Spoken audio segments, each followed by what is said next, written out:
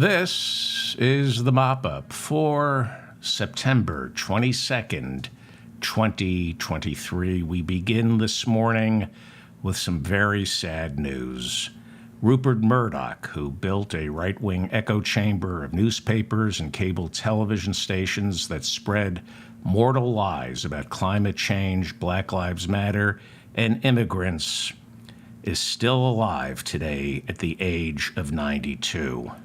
His family says Murdoch woke up peacefully surrounded by loved ones. His son, Lachlan Murdoch, will succeed him. Friends and family say instead of flowers, they ask that you commit a hate crime in his name. Well, in case you haven't heard, Rupert Murdoch retired on Thursday. The Australian-born Murdoch built a 70-year career demonizing immigrants and global elitists, of which he turned out to be both. Why did he quit? Well, I'm guessing Murdoch looked around, saw a planet broiling to death, women and children at the border in cages, the worst income inequality in American history, abortion impossible to obtain, hate crimes against blacks, Jews, and the LGBTQ community at record highs. He looked around, saw that, and figured, my work here is all done. This is the man who gave us Sean Hannity, Tucker Carlson, Bill O'Reilly, and Jesse Waters. Rupert Murdoch is the modern-day equivalent of Typhoid Mary, if instead of typhoid, Mary gave everyone Greg Gutfeld. Senator Elizabeth Warren on Thursday said of Murdoch's resignation, quote, Rupert Murdoch built a hate-for-profit machine, and that machine has undermined our democracy and done incalculable damage to this nation. I'm glad he's leaving, but I wish he'd never come. Yeah, he was not an American citizen. We made him one, unfortunately. Well, Matt Schlapp, who heads the American Conservative Union, as well as CPAC, Matt Schlapp appeared on Newsmax on Thursday and was asked to comment on Rupert Murdoch's departure. This is really amazing news. I mean, Fox News has played a critical role in championing conservative causes for a very long time. And people like my wife, Mercy, and me were on Fox. I was on Fox practically every day for years and years and years. And then something happened in the country. He was on Fox News every day with his wife, Mercy, every day. And then something happened. Interesting. Something happened. And Matt Schlapp was no longer asked to be back on Fox News. Now, this is interesting because Matt Schlapp hasn't been seen on Fox News since January 4th of 2023. And then something happened in this country, and all of a sudden, they stopped asking Matt Schlapp back. So please continue, Matt Schlapp, chairman of CPAC. What happened in the country that prompted Fox News to stop booking you on their network after January 4th, 2023? Please tell us what happened. The BLM riots happened, the virus happened, and then this crazy presidential election with all this voter fraud happened. And Fox seemed to want to be at war with its viewers. And people who have opinions and voices like me became a less hospitable place. Interesting. So you were disinvited from Fox News in January of this year because, let's see, you say Black Lives Matter, BLM, and the virus and election fraud. Well, let's see. You were kicked off Fox News in 2023, but Black Lives Matter happened in 2020. The virus happened in 2020, and your so-called election fraud, that happened in 2020, but suddenly, nearly 3 years later, in January of 2023, Matt Schlapp is no longer welcome on Fox News. Why would that? You're a liar. You're a very sick man, Matt Schlapp. You are a liar. The reason, and you know the reason, but you're a liar, the reason Matt Schlapp has not been on Fox News since January 4th of this year is because, shall we read some of the headlines? Let's see. GOP operative comes forward as accuser in sexual misconduct claim against CPAC head, and that GOP operative would be a man. CPAC treasurer accuses Chief Matt Schlapp of financial and personal mismanagement. CPAC urged to probe more sexual misconduct claims against Chair Matt Schlapp. That would be men accusing him of sexual misconduct. Okay, Matt Schlapp? That's why you haven't been back on Fox News, because Fox News persecutes the LGBTQ community. And on January 6th, Matt Schlapp, you were accused of sexually assaulting another man. Continue, Matt Schlapp. The BLM riots happened. Okay, the BLM riots happened. That's why you weren't. The BLM riots happened in 2020. They weren't riots. I'll get to that in a second. It has nothing to do with Black Lives Matter, but you have to find a scapegoat for your own behavior. Two other men have stepped forward accusing Matt Schlapp of sexually assaulting them. Now, Fox News has nothing against sexual assault.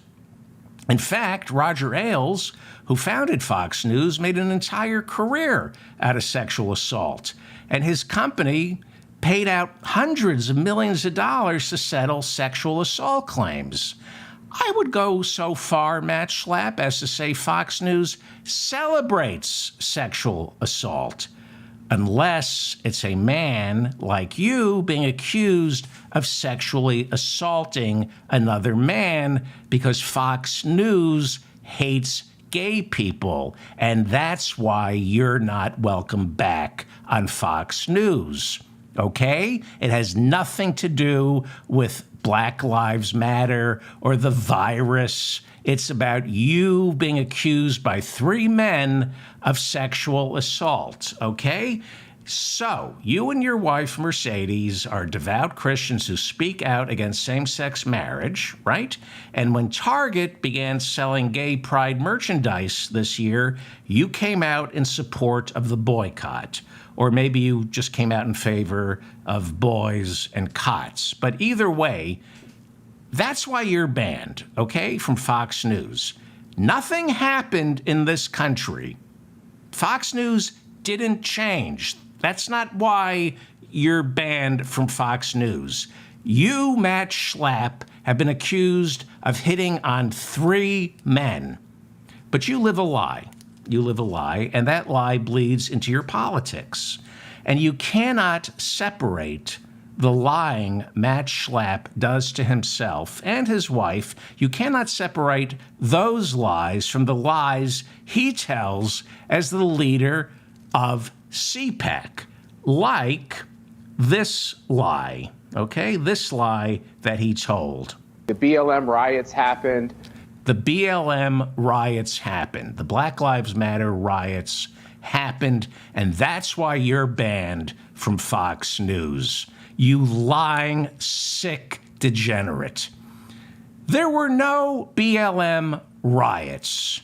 You are lying to the Newsmax audience the same way you lie to your wife, Mercy, and the same way you lie to yourselves. Now, there were something like 10,000 Black Lives Matter protests around the country in 2020.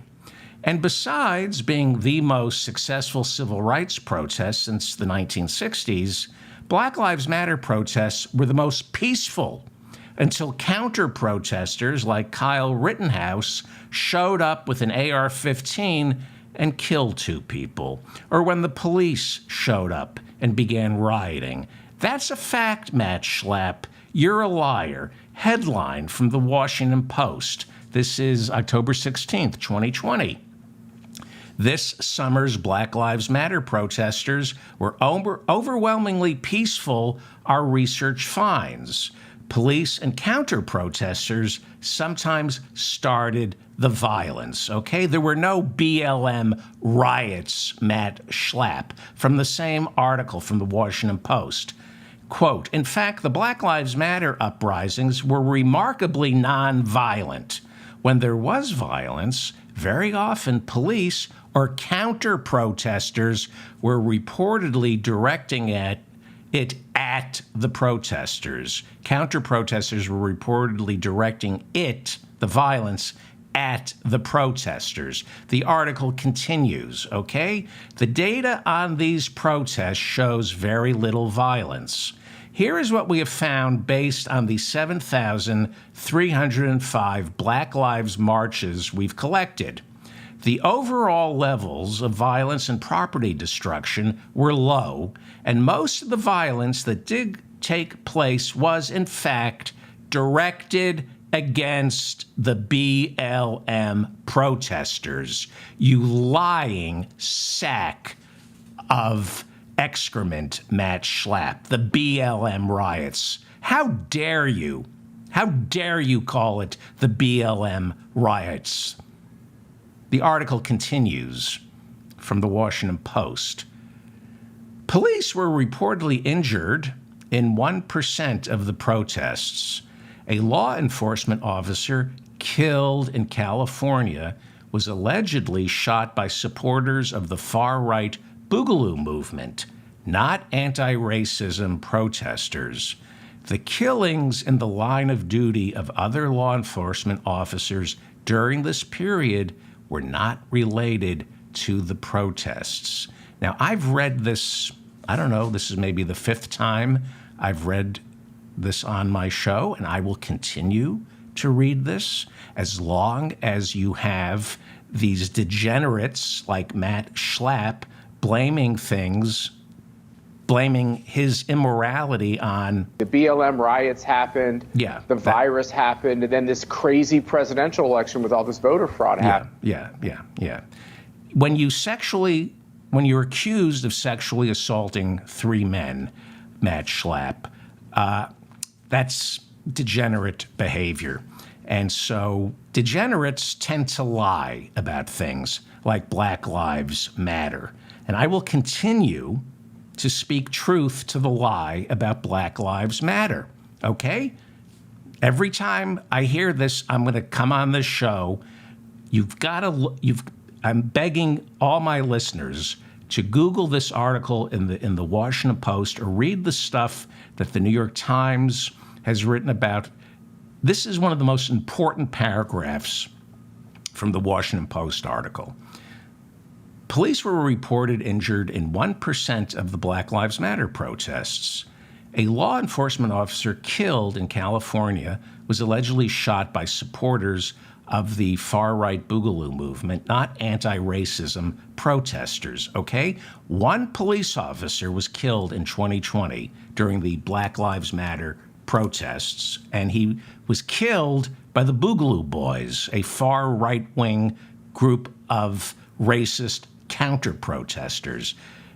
The killings in the line of duty of other law enforcement officers during this period were not related to the protests. Not a single police officer was killed during the Black Lives Matter protests. But Matt Schlapp lies to himself, his wife, CPAC, so he has no problem lying about Black Lives Matter. Continue with your lies. Why else have you been banned from Fox News, Matt Schlapp? The virus happened, and then this crazy presidential election with all this voter fraud happened. And the voter fraud, he's still pushing.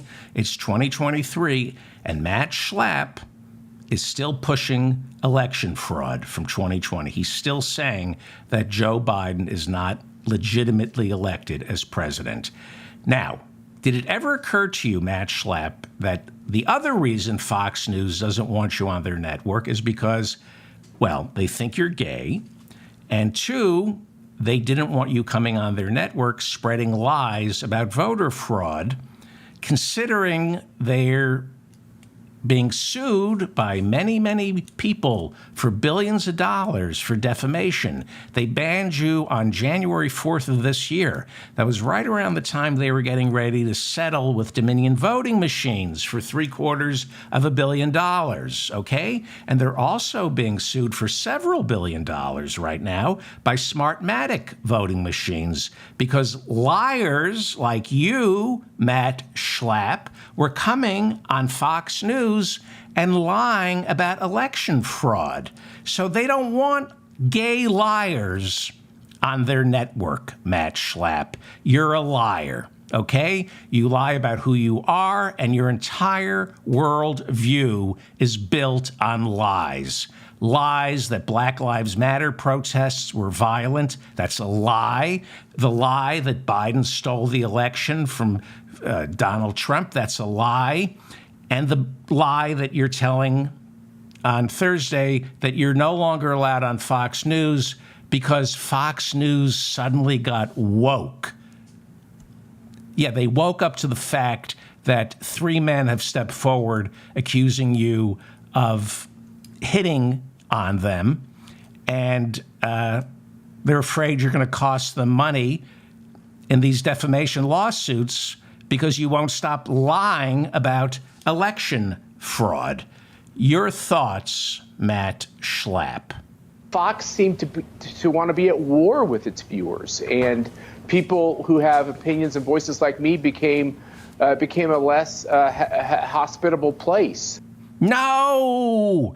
3 men have accused you of coming on to them and touching them inappropriately, and Fox News hates gay people. That's why you're not asked back on Fox News. And you lie about election fraud, and Fox News is being sued for billions of dollars because of people like you who went on their network and spread the lie about Dominion voting machines and Smartmatic. That's why you're not allowed on Fox News, you liar. You liar. You know, I'll say this about Matt Schlapp. He'll keep going no matter what, because hatred is the most powerful fuel known to mankind, especially when that hatred is directed inwards. This is all about Matt Schlapp. What gets him out of bed every morning is his hatred for himself. Well, time now for a moment of terror with Vivek Ramaswamy, the most horrible human being ever to walk the face of this earth. Vivek Ramaswamy is rising in the polls. A Fox News poll shows him coming in 4th in Iowa. He's on the rise. On Thursday, Vivek was asked how he would solve America's education crisis. I also think, and I know this is controversial, but I think we have to get rid of teachers' unions in this country. Get rid of teachers' unions in America. Yes, that's the problem with our schools. Our teachers have health care and pension funds. And what we really need to help kids is make sure that our teachers have untreated communicable diseases and are living on the streets. That will solve our education crisis, because if history has taught us anything, there is no greater dispenser of knowledge than a homeless woman with tuberculosis. So let's get rid of the teachers' unions. Continue Vivek Ramaswamy, whose father is a successful patent attorney and whose mother is a renowned psychiatrist. You could obviously use a little help from mommy, but continue. This is personal to me because education was my ticket to get ahead. Yes, education was your ticket to get ahead. What a great American success story you are. You prove that if you work hard in school, you can go from being the son of millionaires to becoming a billionaire. That is the American dream. Well, I've directed much contempt towards Nikki Haley, the former governor of South Carolina who served as UN ambassador under Trump. She's running for the Republican nomination in New Hampshire. And on Thursday, she was asked how Trump will be remembered. Now, I was surprised by her answer. It was measured. It was thought out. And it spells trouble for Trump, because you can tell the candidates who are running for the nomination are getting better. They've had plenty of time now to get their messaging right. I'm going to play this clip for a second, and you'll see Trump is not showing up for the Republican debate on the 27th. That will be the second debate he's not showing up for. And when you don't debate, your muscles weaken. There is no substitution for hard work, getting out there, being challenged, and defending your positions. So look how much better Nikki Haley is getting. Again, I can't stand her, but she is getting better, and this spells trouble for Donald Trump, because if she's getting better and she's an idiot, it means all the other candidates are getting better, and eventually Donald Trump has to debate. So here's her answer to the question, how will Trump be remembered? Forget that you disagree with everything she's saying. Look how much better she's gotten, and this is going to be a problem for Trump. Time does funny things. My thought will be that he was the right president at the right time. He broke things that needed to be broken. He listened and brought in a group of people who felt unheard, like where I grew up, rural South Carolina. He was strong on foreign policy and getting America's respect in the world. He was thin-skinned and easily distracted.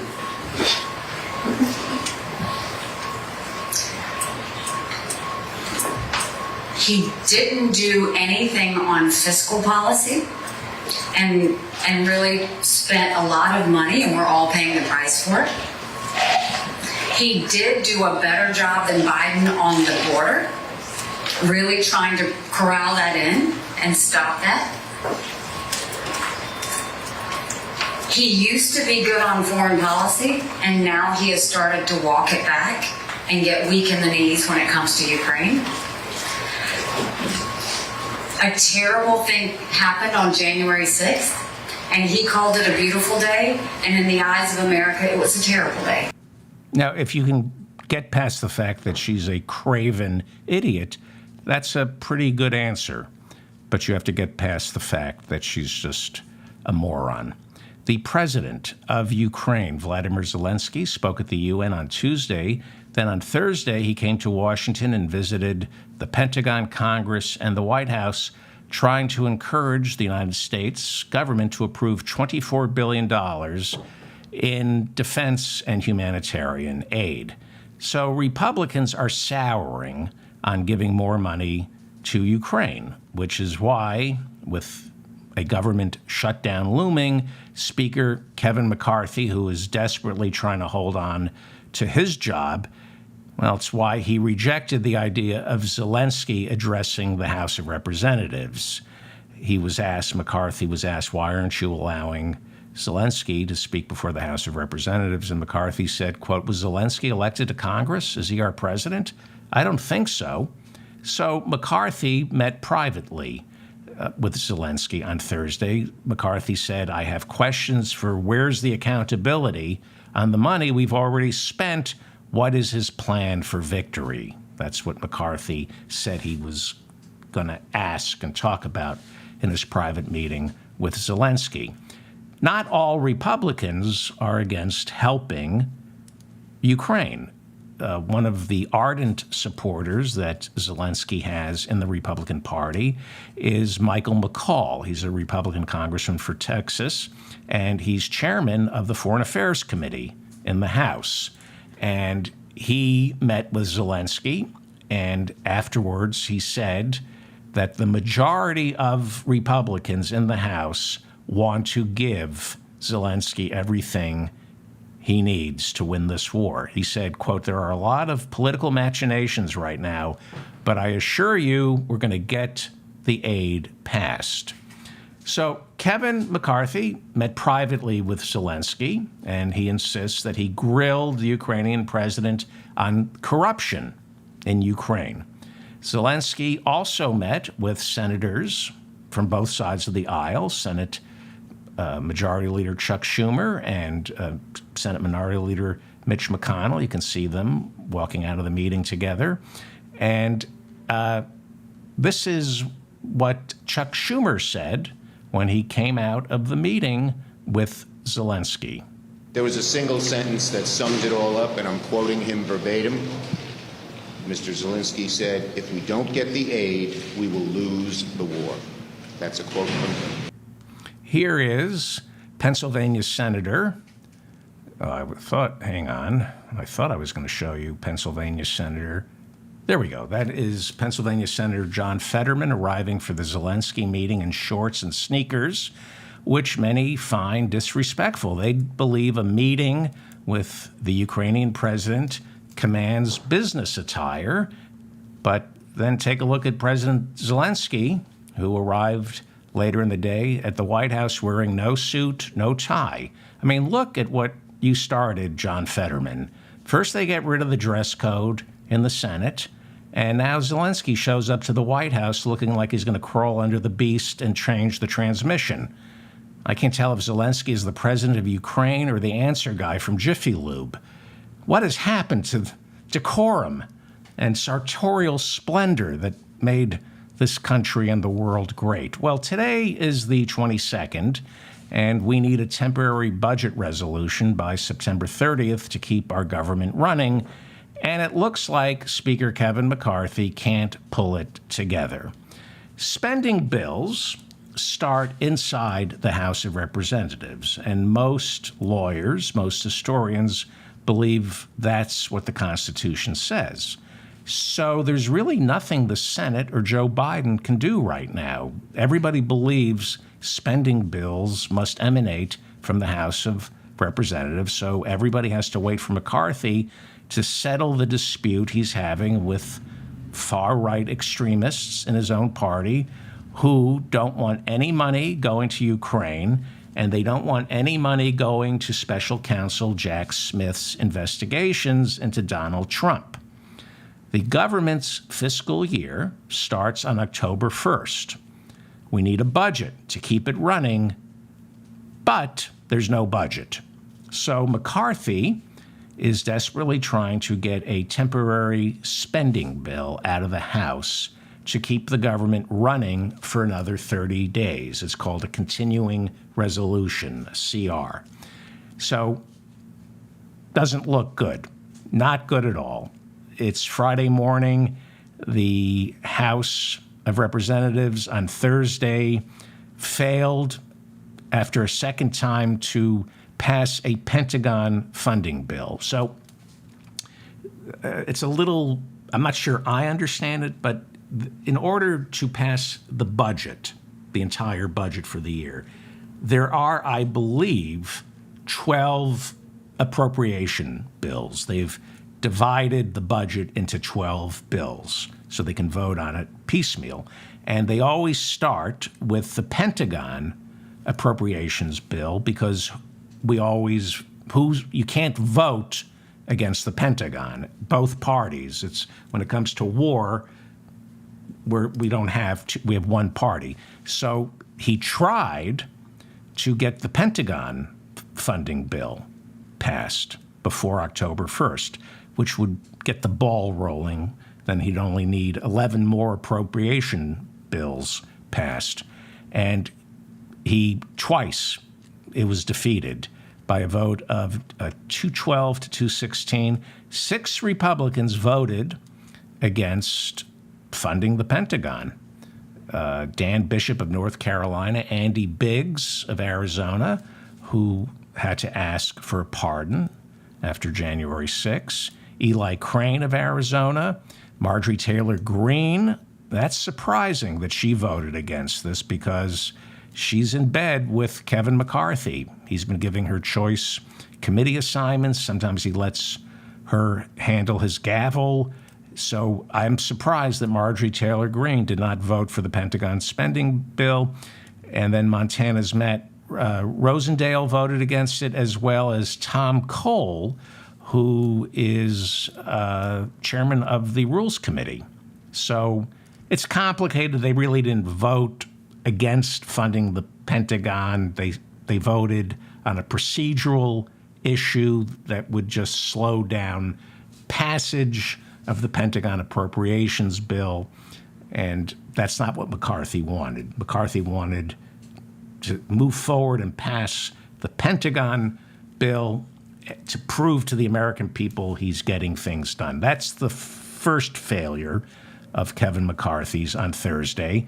And then he needs the stopgap measure, the continuing resolution, the CR, and that would give Congress 30 days of funding before it runs out again. And the idea being that in a month, all 12 appropriations bills that make up the annual budget will have been passed by then, but that failed. His caucus, he only has a 5-vote majority in the House, so all it takes is 5 far-right extremists to derail his plans, and they have succeeded. Well, today is Friday, and McCarthy sent everybody home. He met with his caucus on Thursday, got nowhere, and said, go home for the weekend, take a 3-day vacation. Not a good look. He has, the 22nd? So he has 8 days to resolve this. Where's the work ethic, Speaker McCarthy? You have 8 days to resolve this. You don't want the government to shut down and everybody gets a 3-day weekend. So next week you have 5 days to stop the government from shutting down. There are reports that Kevin McCarthy is at a loss as to how to deal with the Freedom Caucus. He appears rattled at times, can't find an off-ramp on the road to a government shutdown. Here he is, befuddled on Thursday. This is the worst I've ever seen him. I don't think he thought it was going to be this bad. Here is Kevin McCarthy just almost asking for sympathy. This is a whole new concept of individuals that just want to burn the whole place down. It doesn't work. Okay, I don't know if you can hear that, but he said they want to burn the House down. He's talking about members of his own caucus who want to burn the House down, and he doesn't understand why they want to burn the House down. Well, you know who else wanted to burn the House down and almost did? Your good friend Donald Trump, whose ring you kissed just days after January 6th, Kevin McCarthy. You flew down to Mar-a-Lago only days after January 6th to mend fences with Donald Trump because you yelled at Trump on January 6th. You insulted him. And so you refuse to distance yourself from the man who tried to burn down the House. In fact, on January 7th, early January 7th, hours after January 6th, when you all went back into the House, into the Senate to certify, you voted against certifying the election for Joe Biden just hours after they try to burn down the House. So you're befuddled now that members of your caucus are trying to burn down the House? You refuse to appoint anyone to the January 6th committee. You try to delegitimate it. You downplay what happened. You blame Nancy Pelosi for January 6th. Nobody in Congress has been punished for the role they played on January 6th. Andy Biggs, Congressman Perry. There are a couple of Congress people who you should be disciplining for the role, or at least looking into the role that they played on January 6th. Jim Jordan, who you made chairman of the House Judiciary Committee, many consider him to be in contempt of Congress. He refused to go before the January 6th committee. Jim Jordan refuses to tell anyone what conversations he was having with President Trump January 6th. So, there are 5 members of your caucus who are still in there who called Trump and asked for a pardon after January. Mo Brooks is gone. 4 members of your caucus called Trump after January 6th and asked for a pardon. And you won't punish them. You won't look into it. And now you're confused and befuddled by the very same people, the same members of the Freedom Caucus. You're befuddled because once again, they're trying to burn the house down with you inside of it. There is word that Kevin McCarthy is now reaching out to Democrats to see if he can get their help in passing this continuing resolution. Now, remember, Republicans in the House only have a 5-vote majority. All it takes is 5 Republicans to derail the budget negotiations and shut the government down. McCarthy now is reportedly reaching across the aisle, attempting to see if he can land some Democrats. Matt Gaetz of Florida has become McCarthy's arch nemesis. Gaetz calls McCarthy a liar whose time is up. Matt Gaetz is constantly threatening to introduce a motion to vacate the chair, which means Congress would have to hold another all-night round of votes to elect a new speaker. We went 15 rounds to make Kevin McCarthy speaker. God help us if we have to elect a new speaker and it isn't Kevin McCarthy. Who's on the bench? Steve Scalise? On Thursday, Gaetz was asked what he thought of McCarthy working with Democrats to pass a continuing resolution. If Speaker McCarthy relies on Democrats to pass a continuing resolution, I would call the Capitol moving truck to his office pretty soon, because my expectation would be he'd be out of the Speaker's office quite promptly. Now, I don't know what's going to happen. Monday, McCarthy has to get a continuing resolution out of the House and into the Senate. Maybe he can get Hakeem Jeffries, the House Minority Leader, the Democrat, to give him the votes he doesn't have. There might be a way that McCarthy can embarrass the Democrats and make them complicit in the government shutdown. The Democrats are enjoying this, as well they should. And the government is probably going to get shut down by these right-wing crackpots. According to Cassidy Hutchinson on Wednesday, she was a Trump Oval Office staffer who worked closely with White House Chief of Staff Mark Meadows. On Wednesday, Cassidy Hutchinson said she was groped by Rudy Giuliani on January 6 inside the White House tent, inside the white tent on the ellipse in front of the White House before Donald Trump delivered his speech telling his armed imbeciles to storm the Capitol. We talked about this yesterday.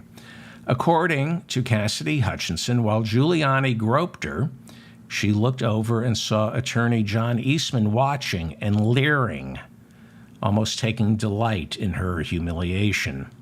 Eastman and Giuliani are among the 19 co-defendants in that Georgia racketeering trial, accusing them of conspiring to interfere with the 2020 presidential election on behalf of Donald Trump. Now, both Giuliani and Eastman spoke on the ellipse that day. Charles Burnham is one of Eastman's lawyers, and on Thursday, he called Cassidy Hutchinson's description of Eastman leering as she was groped by Rudy Giuliani. He described it as libelous. He said Eastman did not leer and seemed to enjoy Rudy Giuliani putting his hand up Cassidy Hutchinson's skirt. So I want to talk about this for a second. I want you to watch this clip of John Eastman after he was fingerprinted and had his mugshot taken down in Fulton County, Georgia, last month.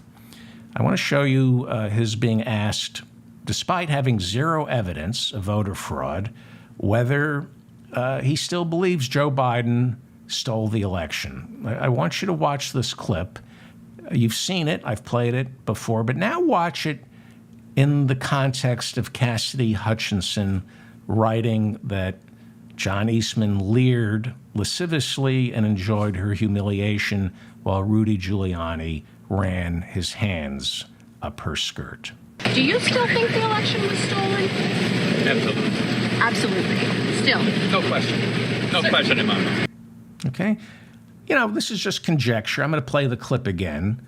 Can you imagine him leering lasciviously while Rudy Giuliani puts his hand up a woman's skirt? Do you still think the election was stolen? Absolutely. Absolutely. Still. No question. No question in my mind. Okay, you decide. Alyssa Farah Griffin worked in the Trump White House as communications director. She said it was accepted that Rudy Giuliani was a drunk and women should never be left alone with him. Rudy Giuliani has been called a knockdown, drag-out drunk by practically everyone who met him inside the White House and then wrote a book. Here is Alyssa Farah Griffin on CNN Wednesday night. She was Trump's White House communications director, and she's actually being pretty generous talking about Rudy Giuliani, and she's responding to the allegations leveled by Cassidy Hutchinson. Those of us who were working the West Wing at that time knew that Rudy Giuliani was a wild card. He was somebody who was unpredictable.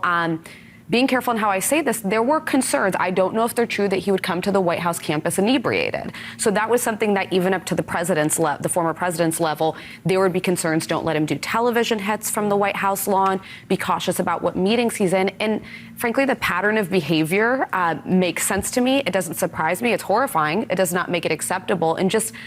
Yeah, she's being judicious. Everybody knew that Rudy was drunk around Donald Trump. And that's why Donald Trump hired him, because he was a drunk, because he was a loose cannon. Then she turns to January 6th, and this is important. She points out that Rudy Giuliani allegedly groped Cassidy Hutchinson on the very same day Trump supporters stormed the Capitol. This is such a historic, horrifying, bad moment for our country, this rally that's happening on the Ellipse, the attempt to overthrow the election. And in that moment, this is also happening. I don't think you can really fully process how significant that is, but I believe her implicitly. Yeah, I think we should process how fully significant that is, because I don't believe you can separate Rudy's drinking, his behavior, from the attack on our Capitol that day. I don't believe you can separate his allegedly sexually assaulting Cassidy Hutchinson backstage on January 6th from the attack on the Capitol. Within 40 minutes, Rudy went from telling an armed mob that it's time for, quote, trial by combat, went from saying that to wandering backstage and allegedly slipping his hand up Cassidy Hutchinson's skirt. It's the same sociopathy. Telling an armed group of imbeciles, now it's time for trial by combat, wander backstage, allegedly put your hand up a woman's skirt. It's the same side of the sociopathic coin. No self-awareness, no concern for how your words or actions affect other people. And that, what I just said, gives Rudy the benefit of the doubt. I'm being generous by saying he doesn't care how his words or actions are received. But there's a bigger component to this pathology. The bigger component, the more frightening component, is he does care. He does care how his words and deeds affect people.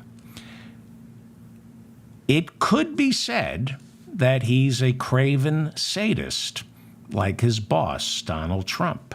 and that he knows exactly how Cassidy Hutchinson feels when he allegedly runs his hands up her skirt. He knows, allegedly, he's humiliating her, that he has all this power and there's nothing she can do about it. And John Eastman allegedly leering, well, if it's true that he was leering, it would make sense to me that he too would allegedly enjoy her humiliation. They probably have a deep-seated contempt for humanity, as well as our institutions, and I suspect they don't feel bad that their words or deeds led to 140 police officers being rushed to the hospital on January 6. I suspect they get off on the fact that they were able to cause all this sense of power and sadism. I think it's intoxicating to certain types of men. So I don't know enough about John Eastman.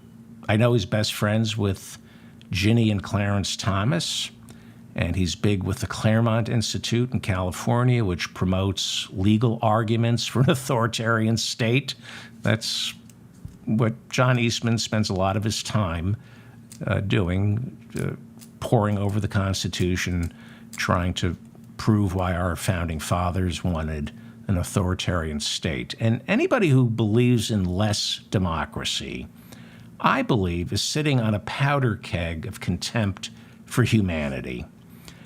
I don't think you can separate wanting to steal an election, wanting to deprive Americans of their right to vote, and enjoying Rudy Giuliani,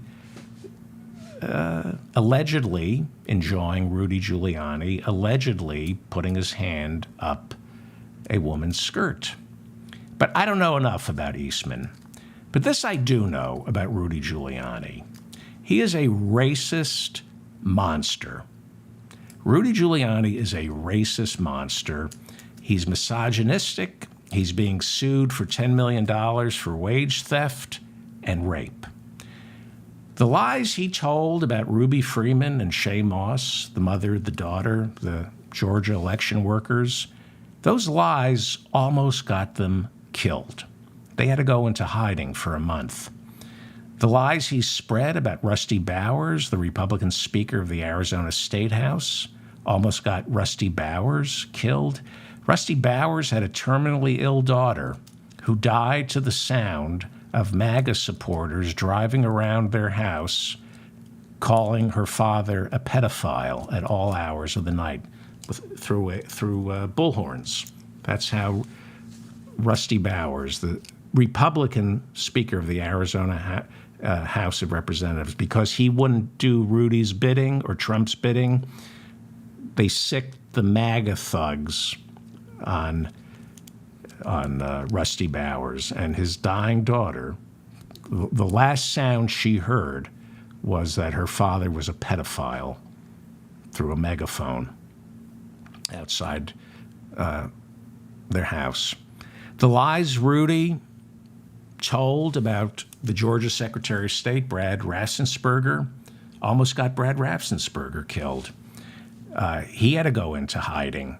His daughter-in-law's house was broken into, and she was a widow. His son had died, and his daughter-in-law's house was broken in by the MAGA thugs. So these guys like Rudy spread vitriol, lies with abandon, which is why Rudy's law license has been suspended in Washington, D.C. and New York City. He is a monster, and monsters do bad things. They do bad things to people, and they do bad things to our country. They delight in the power they have over others. That's monstrous. They like the fact that all these election officials ended up fearing for their lives just because I opened my mouth. Now, this conservative movement that we're seeing here in America has been hijacked by hateful, broken monsters like Rudy Giuliani and Donald Trump who want to hurt people.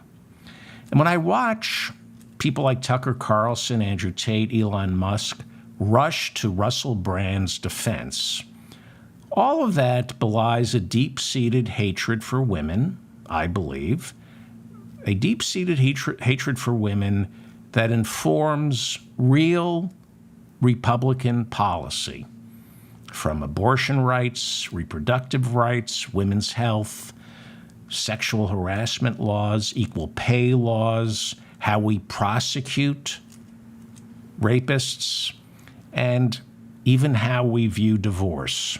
You know, one of the things that blows me away is these guys want to do away with no-fault divorce. They want women to stay in abusive relationships with no way out. This is the party where sick men go to stay sick, right? They don't go into rehab. They don't go for the cure. They just go to their local Republican Party headquarters and hang out with other sick men. Matt Schlapp runs CPAC. He runs the American Conservative Union. He's at the top of the food chain, Matt Schlapp. He invited last year the Hungarian fascist Viktor Orban, who conservatives secretly adore. Viktor Orban spoke at CPAC last year, standing ovation. They love Viktor Orban while he railed against the LGBTQ community. He went to Matt Gaetz' CPAC and railed against same-sex marriage and the LGBTQ community, while Matt Schlapp, did I say Matt Gaetz? I meant Matt Schlapp. Matt Schlapp, Schlapp was busy racking up accusations of sexually assaulting other men. So this is a movement built on contempt, lies, and self-loathing, built on lies about themselves, lies about what happened on January 6th, lies about the 2020 election, lies about climate change, lies about Black Lives Matter, lies about how tax cuts for the wealthy jumpstart the economy, and lies about human sexuality, which is probably the source of most of their self-loathing. These are sick and violent people, and there is no reasoning with them. Someone like Rudy Giuliani needs to be locked up. Someone like Donald Trump needs to be locked up and defeated resoundingly at the polls. Someone like Donald Trump, he is consumed by self-loathing, and that is projected onto others, and so he hates all of humanity and gets off on seeing people getting hurt. He sat for hours on January 6th and watched the Capitol burn, watched while they looked for Nancy Pelosi and Mike Pence to hang them. He hates himself, but his survival instinct forces him to lash out at others. It's a powerful fuel. These people never rest, which is why you can't. You cannot give up because they won't. You have to fight them. And the way you fight them is by ignoring them as individuals and destroying them as groups. Ignore your crazy uncle. You can't reason with your crazy uncle. Organize, organize, organize. Which is why, as I say, if you organize and think of the bigger picture, this guy will be locked up for life. because he doesn't care who he hurts or what he calls someone. Here's Donald Trump yesterday in Iowa. Every time the radical left Democrats, Marxists, communists, fascists, every time they indict me, I consider it a great badge of honor. There must be something a little strange up here because most people crawl into a corner and they die. Democrats are Marxists, communists, and fascists, he says. Well, that's a contradiction in terms. You're either a fascist or a communist. You would know that, Donald, if you ever read a book. Everything you say is wrong and it's a lie. Marxists, communists, fascists. Yep. Everything you say is wrong and a lie. There must be something a little strange up here. No, you even got that wrong. There's not something a little strange up there. You're a psychopath, and it's spreading. I'm David Feldman, reminding you to stay strong and protect the weak. Thank you for listening. Please share this with your friends. Please subscribe to my channel. Please subscribe to my newsletter. Thank you to the moderators in the chat room for keeping the conversation civil. Thank you for all your comments. I read them all, and you know I read them. If you listen to this show, you know I read them because they inform a lot of what I talk about. I'll be back. What else am I supposed to tell you to do? Did I ask you to like and share, subscribe? I thanked everybody for their comments. I think that's it. Yeah. There was something else. I forgot. I'm going to go to bed. Thank you for listening to me. I'll see you tomorrow at 12:05 a.m. or 12:30 a.m. if it's a busy news day.